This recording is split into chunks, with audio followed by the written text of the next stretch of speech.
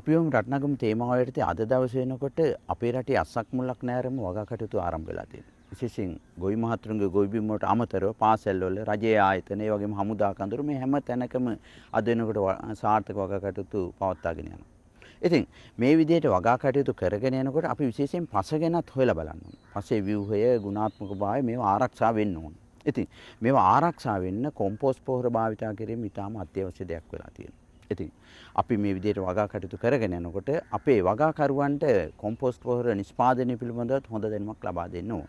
ඉතින් කොම්පෝස්ට් පොහොර නිෂ්පාදනය පිළිබඳව මාකන්දර ප්‍රාදේශීය කෘෂිකර්ම පරීක්ෂණ හා සංවර්ධන ආයතන තුළ පැහැදිලි වැඩසටහනක් දැන් ක්‍රියාත්මක වෙලා තියෙනවා. ඉතින් මේක පියවරයන් රාශියක් තුල තමයි මේක ක්‍රියාත්මක වෙලා තියෙන්නේ. ඉතින් අපි ගොවි බිමට අරනවල් වැඩසටහන් තුළින් මේ පියවරයන් විශේෂයෙන් කොම්පෝස්ට් නිෂ්පාදනයේට බලපාන සාධක මේ සඳහා අවශ්‍ය අමුද්‍රව්‍ය මේ විදිහේ අවශ්‍ය වෙන කරුණු කාරණා ගොඩාක් ඔබට වරින් වර ඉදිරිපත් කරන්න තමයි බලාපොරොත්තු වෙන්නේ.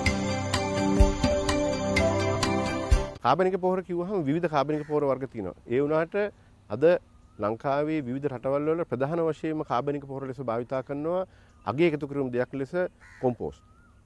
එතකොට මේ කියන කොම්පෝස්ට් වල තියෙන වැදගත්කම තමයි ඇත්තටම ඒක හොඳට දි รา පත් වෙලා තිනවා. භෝගයකට ඉක්මනින් උරා ගන්න පුළුවන්. ඒක කාබනික පොහොරයක් වශයෙන් වගාවකට ඉතාමත්ම සුදුසු තත්ත්වයේ තියෙන දෙයක්. මේ කාබනික පොහොරයක් නිෂ්පාදනය කරනකොට නැත්නම් අපි කියන්නේ ක්‍රමානුකූලව කාබනික පොහොරයක් නිෂ්පාදනය කිරීම කියන්නේ කොම්පෝස්ට් නිෂ්පාදනයේදී ඒ සඳහා වැදගත් වන සාධක කීපයක් තියෙනවා. ඒ සාධක වලින් එකක් තමයි අපිට කියන්න පුළුවන් මේ කොම්පෝස්ට් නිෂ්පාදනයේදී අමුද්‍රව්‍ය ඒ වගේම අමුද්‍රව්‍ය අපි තැන්පත් කරන ගොඩේ තියෙන තෙතමනේ. ඒ තෙතමනේ ඉතාම වැදගත් මොකද මේ ශුද්ධ ජීවීන්ගේ ක්‍රියාකාරීත්වයට. දැන් යම්කිසි අමුද්‍රව්‍ය අරගෙන කොම්පෝස්ට් නිෂ්පාදනය කරනකොට එතන හරි තෙතමනයක් නොතිබුණොත් ඒක හොඳින් දිරන්නේ. එතකොට ඒ වගේම තමයි තෙතමනේ වැඩි වුණොත් මේක නිර්වායු තත්ත්වයක් ඇති වෙලා ඒ ශුද්ධ ජීවීන්ගේ ක්‍රියාකාරීත්වය අඩු වෙලා හොඳින් දි รา පත් වීමක් සිදු වෙන්නේ. ඒකින්ද තෙතමනේ හොඳට පරීක්ෂා කරලා තෙතමනයක් ප්‍රශස්තව පවත්වා ගන්න ඕන. එකක් තමයි සමහර දේවල් ඉතා ඉක්මනින් දිරනවා, සමහර දේවල් දි รา පත් වීමට අපහසුයි. අපි ඒක විද්‍යානුකූලව හඳුන්වන්නේ කාබන් නයිට්‍රජන් අනුපාතය කියන එකෙන්. ඇත්තටම කියන්නේ යම්කිසි දෙයක් අපි ගත්තොත් කාබන් වැඩි නම් නැත්නම් මෝරලා වැඩි නම් යම්කිසි ශාක කොටසක් ඒක දි รา පත් වීමට අපහසුයි. අපි ඒක කියනවා කාබන් වැඩි කියලා.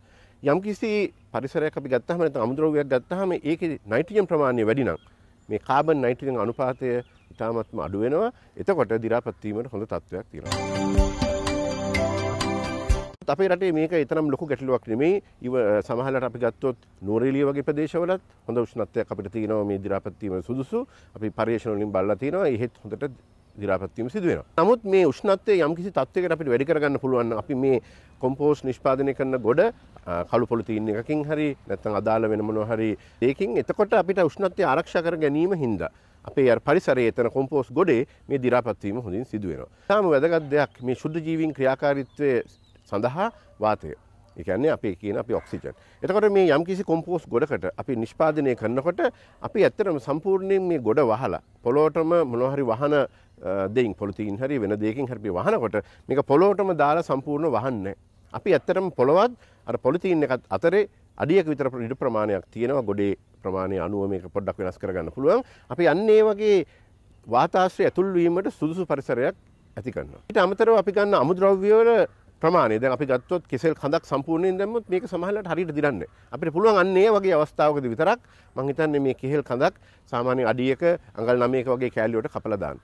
අනවශ්‍ය විදිහට කැබලි කිරීමට යෑමත් මේක ගැටලුවක්. ඒකට ශ්‍රමය වැය වෙනවා, මුදල් වැය වෙනවා. ඒකින්ද කරන්න ඕනේ. නමුත් අර කෙහෙල් කඳක් වගේ දෙයක් යම්කිසි අවස්ථාවකදී අපි යොදනවා නම් අපිට පුළුවන් අන්න ඒ වගේ අවස්ථාවකදී මේකේ තියෙන මේ දිරීමේ තත්ත්වය ඉක්මන් කරගන්න කෙහෙල් කඳ කොටස් වලට කපලා වගේ දාන්න.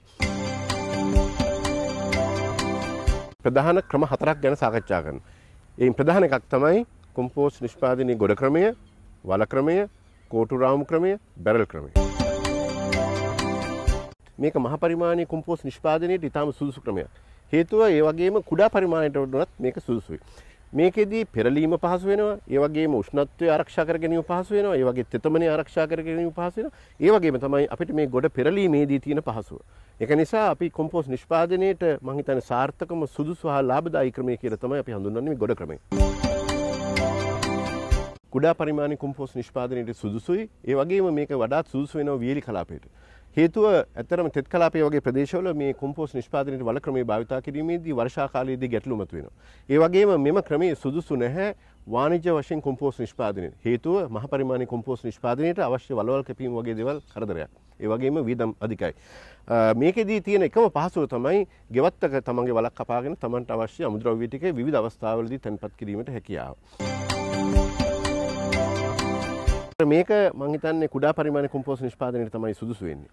නමුත් මේකේ තියෙන එක වැදගත්කමක් තමයි ඇත්තටම කියනවා නම් මේ කොම්පෝස්ට් නිෂ්පාදනයට අවශ්‍ය අමුද්‍රව්‍ය එදිනෙදා ජනිත වෙන දේවල් මේකට එකතු කරලා අපිට වැඩි ශ්‍රමයක් නැතුව කොම්පෝස්ට් නිෂ්පාදනය කරගන්න පුළුවන්. නමුත් මේකේ තියෙන අඩුපාඩුවක් තමයි මේකේ තෙතමනය නිතරම පවත්වා ගන්න බෑ. හේතුව මේක වියලීමට භාජනය වෙනවා. ඒ වගේම වර්ෂාවට හසු වෙනවා. ඒ වගේම තමයි මේකේ පෙරලීමක් සිදු නොකරන හින්දා අවශ්‍ය අවස්ථාවලදී අපි බැලුවොත් මේකෙදි හුඟක් වෙලාවට කොම්පෝස්ට් නිෂ්පාදනයට වැඩි කාලයක් ගත වෙනවා.